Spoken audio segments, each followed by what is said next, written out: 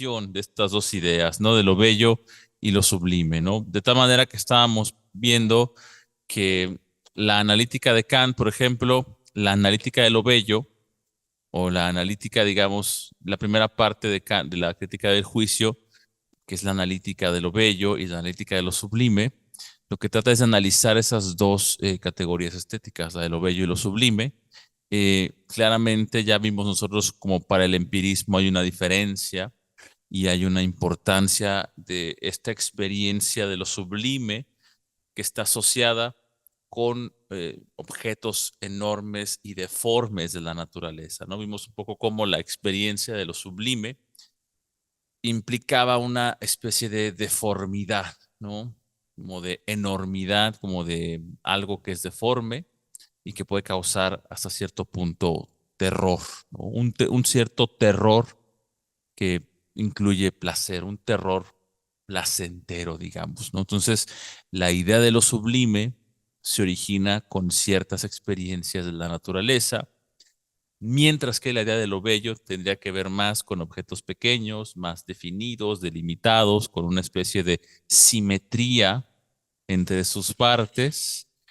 Y la belleza estaría lo contrario, ¿no? Objetos desproporcionados donde parece que no hay simetría, pero que a la vez decía Burke nos provocan una especie de sensación de peligro, ¿no? De que puede acabar con nuestros ojos, ¿no? Como que nosotros nos reducimos a una cosa muy pequeña frente a estas cosas que son sublimes, ¿sí? Entonces por ahí íbamos un poco en ese aspecto, luego entramos a hablar un poco de Kant, de cómo Kant de alguna manera la crítica del juicio, del discernimiento, venía a cerrar un sistema en el cual había facultades, ¿no? Por acá nos quedamos un poco, ¿no? En ese aspecto, ¿no? Que la facultad del discernimiento, que es una facultad especial, ya hablamos un poco de esas cuestiones, de que el arte es algo especial para Kant, el arte no es conocimiento, el arte no es un ámbito tampoco de libertad, de moralidad,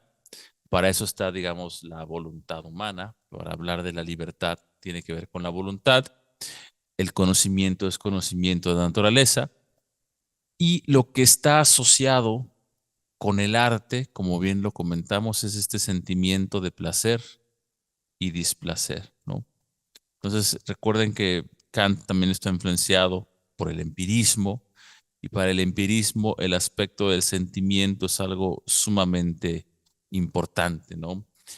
Pero para Kant la facultad encargada de hacer estos juicios estéticos, juicios artísticos, es la facultad del juicio, así se llama la facultad de juzgar o del juicio o del discernimiento, y también lo que trata es hablarnos de fines, esta facultad, ¿no? Entonces, esa es la división de Kant de las facultades humanas. Recuerden que la belleza es algo del espíritu humano, del ánimo humano, no es algo que está en las cosas. Y curiosamente, Kant piensa que, y esto me gusta mucho de la teoría del arte, digamos, kantiana y del romanticismo también, el arte, si se fijan, es una especie de mediador, ¿sí? El arte está entre el conocimiento del mundo y la determinación de la libertad humana, ¿no? Entonces me parece sumamente interesante el valor que tiene el arte, ¿no? Que mientras es una especie como de juego de la imaginación, como que el arte puede expresar cosas de una manera a través de imágenes sin que se necesite un concepto, ¿sí? El ámbito de la naturaleza es el ámbito del concepto, donde hay conocimiento, y el arte no. O sea, eso me gusta mucho pensar del arte, que el arte te llega, lo entiendas o no, ¿sí? Algo, hay una especie de transmisión de un contenido que no requiere conceptualizarlo. O sea, yo no, o sea, en el arte, por ejemplo, mis facultades o mi mente, mi entendimiento no está propiamente conociendo nada, pero está como siendo incitado por algo, ¿no? Y digamos, eso que me incita del objeto, me produce un placer, ¿no? O me remite a un placer que tiene que ver con mis capacidades mentales, no con la cosa, sino conmigo. Entonces, el arte es una especie de mediador. En la cultura va a ser algo para Kant y para el romanticismo muy importante. El arte está más allá de la ciencia es el concepto y está más cerca, para Kant, el arte está más cerca de la moral. Para Kant, la libertad implica ser moral, ¿no? Solamente podemos ser, diría Kant, libres, podemos actuar libremente cuando actuamos siguiendo los imperativos de la razón y ahí estamos siendo a la vez seres morales, ¿no? Para Kant, ser moral es ser libre, ¿sí? Entonces, eh, algo que veremos también hoy, y espero llegar a eso y quizá con cerrar esa parte de Kant, la experiencia del arte es una experiencia de libertad, donde los sujetos se sienten libres. Por eso, ah, más bien, más que haya una conexión entre arte y conocimiento o naturaleza, hay una conexión entre arte y moral o libertad, ¿no? Que Kant lo deja eso como un poco para el final, ¿no? Porque quiere conservar la idea de la autonomía del arte, ¿no? Que el arte es algo, pues, autónomo, y entonces divide al sujeto así, ¿no? La crítica del juicio tiene dos juicios que analiza, no solo los juicios estéticos de lo bello y lo sublime, sino también los juicios teleológicos, ¿no? Que son juicios sobre la finalidad de la naturaleza y de los organismos de la naturaleza, ¿no? Entonces aquí Kant abre todo un debate, esto es todo un rollo mucho, que va mucho más allá de la estética, pero el aspecto de la naturaleza eh, como algo artístico, como una obra de arte también es importante, pero también la naturaleza como un organismo, como algo vivo, y un organismo pues tiene órganos que están interrelacionados. Es una cosa importante. Hablamos de que los objetos tienen finalidades intrínsecas, ¿no? Como, por ejemplo, cuando vemos los animales, a los pescados, por ejemplo, algún tipo de pez, ¿no? Y decimos, es que tiene la aleta, ¿no? De arriba, tiene una aleta que cumple una función. Esa aleta está diseñada por alguien, por la naturaleza misma quizás, que le dio esa parte a ese animal para que cumpla una función en su existencia material. Entonces, podemos pensar así la naturaleza, como si las cosas tuviesen una finalidad. Y eso es una idea muy, muy poderosa en la crítica del juicio. Eh, Piénsenlo así, ¿no? O sea, cuando hay gente que dice, es que las abejas, por ejemplo, cumplen una función, tienen una finalidad al interior de la naturaleza, ¿no? Entonces, entonces las abejas tienen un aguijón que tiene una determinada función. Esos son juicios teleológicos. Entonces, cuando pensamos que en el mundo y que en la naturaleza existen fines, que existen finalidades, ya sea dentro de los organismos vivos y no vivos, entonces podemos pensar que la finalidad, dice Kant, también es un juicio de la razón, son juicios humanos, son juicios a priori. Entonces aquí todo esto de los juicios estéticos y juicios teleológicos lo hace y es posible gracias a la facultad del que llama Kant la facultad del juicio o del juzgar o del discernimiento. Entonces por ahí estaría un poco esta cuestión. Ahora, Kant comienza la analítica de lo bello presentándonos cuatro momentos sobre lo bello. O sea, esto tiene que ver con otras razones, no podemos entrar en ello, pero, dice Kant, podemos ver el juicio de lo bello respecto como desde cuatro perspectivas que lo van complementando, ¿no? La primera perspectiva es de acuerdo a la cualidad, dice Kant. Dice, según la cualidad, ¿no? El objeto de una satisfacción desinteresada se llama bello, ¿no? Lo que nos dice el momento de la cualidad es que el gusto, ya hemos hablado de la capacidad del gusto, dice es la capacidad de enjuiciamiento de un objeto o de un tipo de representación por medio de una satisfacción o una insatisfacción, placer o displacer, sin interés alguno.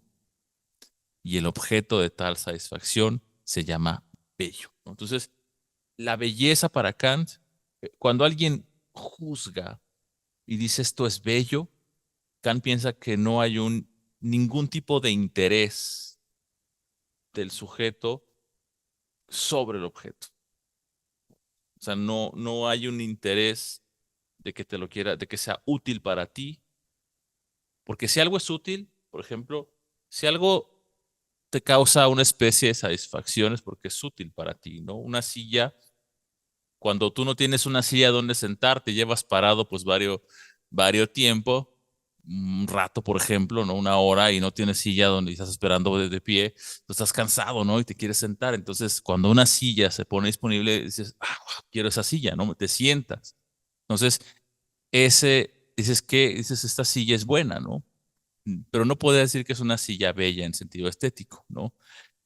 Tendrías un tipo de satisfacción y de interés en ese objeto. ¿Sí? Hay un interés, o sea, la silla no te causa esa satisfacción solo por ser silla, ¿no? O sea, una silla no nos causa satisfacción solo por ser silla, no tiene sentido. Nos causa una satisfacción porque sirve para sentarse, porque tiene una utilidad. Y en esa medida en el que tiene una utilidad la silla, tú tienes un interés, porque la silla sirve a esa utilidad. Entonces, no hay una especie de, ¿cómo lo diría? No hay una especie de desinterés. Claro que tu satisfacción es interesada. Entonces, algo así dice Kant, ¿no? Cuando nosotros vemos un objeto bello, este, no tenemos ningún tipo de interés en él. Es simplemente como el puro objeto por sí mismo, ¿no? Entonces, eso es algo bien interesante que es parte, digamos, de la estética contemporánea, digo, de la estética moderna, ¿no? Entonces, el desinterés que tiene, digamos, lo bello es algo característico para los modernos del objeto bello, ¿no? Entonces, cuando nosotros pensamos, por ejemplo, piensen, por ejemplo, también en algo que nos produce, digamos, satisfacción, ¿no? Em, Como comer un helado. Ese ejemplo me gusta porque me resulta bastante cercano, ¿no? Cuando yo me como un helado, piénsenlo así, ustedes les gusta mucho ese helado porque es su sabor favorito, porque es su marca favorita, etcétera. Entonces yo tengo un interés en mi helado, ¿no? ¿Y cuál es el interés? Bueno, el helado te produce placer porque te produce satisfacción a las papilas gustativas porque es tu sabor, etcétera. Porque a lo mejor te lo regaló a alguien, no sé. Pero tú tienes un interés en ese, digamos, helado porque se va a acabar y te vas a sentir triste porque se acabó, ¿no? O sea, es como un niño, ¿no? Cuando un niño se está comiendo su helado, pues se siente triste porque ya se acabó, ¿no? Entonces tenías un interés en ese objeto porque te estaba produciendo una satisfacción. Entonces, ¿qué pasa? Que tu satisfacción es una satisfacción interesada, ¿no? O sea, no es nada más por el helado mismo, sino porque el helado te produce una especie de placer. Por eso te interesa, no nada más por el mero ser helado y ya. Con los objetos artísticos pasa algo muy padre, ese Kant. Nos satisfacen, pero no porque sirvan a un propósito, no porque nos sirvan para algo. No, no, no. Esa satisfacción que tenemos en los objetos artísticos es una satisfacción puramente desinteresada. O sea, no hay un interés en que digas, ah, lo voy a comprar y me lo voy a llevar a mi casa, ese cuadro, ¿no? No, no, o sea, Kant da un ejemplo, ¿no? En la crítica del juicio, de estar observando un campo, ¿no? Un monte o algo así como verde, los colores, las flores. Y dice, esta experiencia me está produciendo un placer, ¿no? Y eso hace que yo diga que me gustaría que esto no se acabara, ¿no? Que este objeto estético bello no pereciera, ¿no? Que no dejara de ser. Y ese es, digamos, ahí hay un interés en ese objeto porque te está produciendo un placer. Lo, te produce una satisfacción y por lo tanto te genera un interés, pero es una satisfacción interesada. No quisieras que se acabara o que dejara de existir como tu helado. Entonces, es un poco así más o menos. La satisfacción estética es una satisfacción puramente desinteresada, o sea, que es puramente contemplativa. No tienes ningún tipo de utilidad de ese objeto, no sirve para nada, ¿no? Y eso es padre, ¿no? Que algo que no sirva para nada pueda producir una especie de placer o satisfacción desinteresada, ¿no? Parece que los seres humanos somos seres interesados, ¿no? Y solamente nos interesan las cosas que podamos usar como medios para obtener otra cosa. Entonces, lo que nos beneficia, lo que nos produce satisfacción o beneficio, creo que eso cubre muchas cosas, ¿no? A lo que te beneficia o te es útil o te produce satisfacción, lo ves en función de otra cosa, de su utilidad, pero no por sí mismo. Entonces, esta idea de que las obras de arte no de que el juicio estético es desinteresado, produce un placer, pero un placer de carácter no interesado, es algo que caracteriza al juicio puro de lo bello, ¿no? Eso es interesante. No sé si alguien quiera comentar algo al respecto. No sé si mi ejemplo estuvo más o menos claro. Espero que así más o menos lo hayan visto ustedes. Espero que si no, vamos al segundo momento, ¿no? El segundo momento es el momento de la cantidad. Y Kant dice, en este momento de la cantidad, dice, según la cantidad, bello es aquello que sin concepto, ¿sí? O sea, que donde no existe un concepto, eh, eso me produce, me gusta o puede gustar de manera universal, ¿sí? Entonces, cuando algo te gusta a ti, diríamos que solamente es de carácter particular, ¿sí? Y en esa medida no puede ser universal. O sea, algo que solo te gusta a ti, por ejemplo, no podría ser de carácter universal. Y con el juicio estético dice, además no tiene concepto. Esta parte que les decía hace rato, ¿no? De lo conceptual. No hay concepto en el juicio sobre lo bello. No hay concepto. El concepto a lo que remite siempre es a lo universal para Kant. Cuando hablamos del concepto perro, nos remitimos a todos los perros posibles, no nada más a unos. Entonces, para Kant, cuando algo es universal, ¿no? Tiene que tener un concepto, tiene que haber un concepto. Si no, no puede ser universal. Lo curioso y digamos lo maravilloso del juicio estético es que, dice Kant, gusta, puede gustar universalmente, aunque no lleve concepto en sí. Entonces, eso es como una especie de, si lo ven así, es una especie como de paradoja, ¿no? ¿Cómo es posible que algo que no tenga ningún concepto pueda poseer un carácter de universalidad? Entonces, es como una especie de misterio que el hecho de que haya un juicio sin concepto, o sea, sin concepto, que además pueda gustar de manera universal. Entonces, eso es una especie de paradoja, ¿no? Y Kant piensa que el juicio estético cumple con esa cualidad como extraña, ¿no? De ser, de gustar universalmente. Entonces, sin concepto, gusta universalmente, ¿no? Ahora,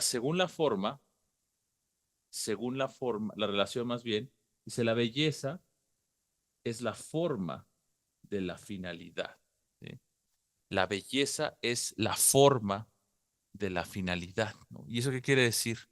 Dice, de un objeto en la medida en que esta, o sea, la forma de la finalidad, es percibida en él sin la representación de un fin, ¿no? ¿Qué quiere decir esto? La belleza para Kant tiene que ver con una especie de forma de finalidad. No es como si percibiéramos los seres humanos, nosotros, como si percibiésemos en las cosas una especie de finalidad, ¿no? A la cual estuviesen diseñadas para cumplir, ¿no? Y esa finalidad no sabemos muy bien para qué. O sea, percibimos la forma de que algo sirve para algo, pero no sabemos muy bien para qué sirve, ¿no? Entonces percibimos como que tiene una forma de finalidad, pero no percibimos la forma de la finalidad para la cual sirve, solamente la forma, la pura forma. Por eso dice Kant que percibimos solo la forma sin la representación de un fin. O sea que percibimos que como que sirve para algo, pero no podemos decir para qué, ¿no? Y los objetos bellos, diría Kant, tienen esa especie de forma. Parece ser que sirven para algo, pero en realidad no sirven. No podemos percibir para qué sirva, ¿sí? Eso es interesante. Eso según la relación, ¿no? Y la última que sería según la modalidad, ¿sí? Según la modalidad, bello dice es aquello que sin concepto, otra vez este carácter de no concepto, ¿no? Que me parece que está presente también en todo el arte moderno. El arte es como el ámbito de lo no conceptual, ¿sí? No hay concepto, no hay conocimiento en el arte, ¿sí? Y eso es algo que pone al arte en la esfera no del conocimiento, sino de la intuición. Por eso, dice Kant, es conocido como objeto de una satisfacción necesaria, ¿no? O sea, hay una especie de necesidad en los objetos artísticos que conocemos. Entonces, esos cuatro momentos engloban gran parte de lo que Kant analiza en la analítica de lo bello, en la crítica de la razón pura. Eh, cada capítulo tiene unas 20 páginas en el libro y es como la conclusión un poco a la que Kant llega y lo que empieza a desglosar, ¿no? Entonces, el juicio estético sobre lo bello es desinteresado, ya lo dije un poco, ya lo comenté esta parte. eh, no permite que hablemos de la utilidad, porque no satisface ninguna utilidad. Es un juicio, por ejemplo, ese que destaque una pintura religiosa, ¿no? Por los efectos de piedad, ¿no? Como que produzca una especie de, ¿cómo lo diré? Que produzca una especie de efecto de piedad, como que me convierta a esa religión. Dice, ese juicio no será juicio del gusto, porque no está recalcando la parte eh, desinteresada, sino que sirve para convertir, para provocar la piedad en mí, ¿no? Y eso no sería un juicio estético puro para Kant, ¿no? Por lo tanto, lo que hace referencia al desinterés es la autonomía del juicio estético, ¿no? O sea, los juicios estéticos son autónomos, no sirven a ningún otro interés. Esto no quiere decir que no exista placer, ya lo hemos dicho, no quiere decir que en la estética no haya placer, sino que más bien el placer estético es un placer desinteresado, ¿no? Kant habla, por ejemplo, que el placer que sentimos cuando, les decía, cuando comemos chocolate o vemos algo con los sentidos, es un placer de lo agradable. Esta parte es muy interesante, ¿no? Para distinguir si algo es bello o no, dice Kant, no referimos la representación por medio del entendimiento al objeto, sino por medio de la imaginación, ¿sí? O sea, es la imaginación la encargada de lo estético, ¿no? No, lo unimos al sentimiento de placer y displacer, ¿no? Por eso tiene que ver lo estético con el placer. Y la satisfacción que Kant menciona de lo estético es una diferente de la de lo agradable y lo bueno, ¿sí? O sea, hay varios tipos de placer o satisfacción que podemos sentir los seres humanos, ¿no? El de lo bello es algo distinto de lo agradable, ¿no? Alguien puede decir, por ejemplo, es que a me causa más placer el chocolate de fresa y a otro el chocolate no sé, de vainilla, a otro le gusta de fresa, no sé. Cuando nosotros estamos en ese sentido, ese Kant, estamos en lo agradable, ¿sí? Aquí no es necesario que haya un acuerdo, ¿sí? Aquí no hay acuerdo, no hay en lo agradable, ¿no? A mí me agrada una cosa, a ti te agrada otra, y no hay un acuerdo universal. De hecho, ni siquiera, de hecho sería absurdo, ¿no? Pensar que alguien nos exigiera que también nos gustara el mismo sabor de chocolate que a él le gusta, el sabor que le gusta de helado, lo que sea. O sea, no hay un acuerdo. En lo agradable, cada quien puede pues, gustarle lo que sea, ¿no? Y decir, no me gusta esto y tal cual. Lo que me agrada es esto, ¿no? Y el placer de lo agradable está relacionado con los sentidos. Es un placer puramente sensorial. Y ahí cada uno de nosotros puede tener diferentes sensaciones, diferentes placeres, ¿no? Aquí no hay universalidad. El placer o la satisfacción de lo bueno tiene que ver con lo moral, ¿sí? Con la moralidad, ¿no? Lo bueno en el sentido de lo moral, pero también en el sentido de lo útil. Recuerden que lo bueno es un concepto que puede significar utilidad, pero también lo bueno útil y lo bueno moral. O sea, una silla es buena, es una buena silla, no porque haga acciones morales correctas, obviamente, ¿no? Es buena porque cumple su función. Entonces, eh, ¿cuál es el problema con estos tipos de satisfacción? Con la satisfacción de lo bueno. Cuando alguien piensa en una silla, por ejemplo, el concepto de silla lleva dentro de sí, vean, ya dije concepto, ¿eh? Un concepto. Cuando alguien entiende que una silla sirve para sentarse, ¿no? Estás dándole una utilidad, ¿no? A través del concepto silla, porque entiendes para qué sirve la silla, cuando tienes el concepto silla, ¿no? O martillo, lo que sea, ¿no? Entonces te produce una satisfacción por la utilidad que tiene. Aquí hay concepto, ¿no? Aquí hay concepto. Y por eso el concepto produce también una especie de placer. En lo moral igual, cuando hacemos acciones siguiendo la razón, estamos actuando a través de conceptos morales. Entonces, esa satisfacción sí puede ser universal, ¿no? Pero lleva concepto. Acá no, no hay universalidad. Ahora, aquí es interesante lo bello porque no hay concepto, no hay conceptualidad, no hay concepto y es universal. Eso es lo maravilloso, diría Kant, del juicio estético. Es un juicio raro el juicio estético para Kant. Hay una exigencia de universalidad. Queremos que todos, deseamos que todos admitan esto como bello. La belleza tiene un carácter para Kant de universalidad, pero sin concepto. Entonces es un juicio extraño porque para Kant todo lo universal requiere un concepto. Y donde hay concepto hay conocimiento, ¿no?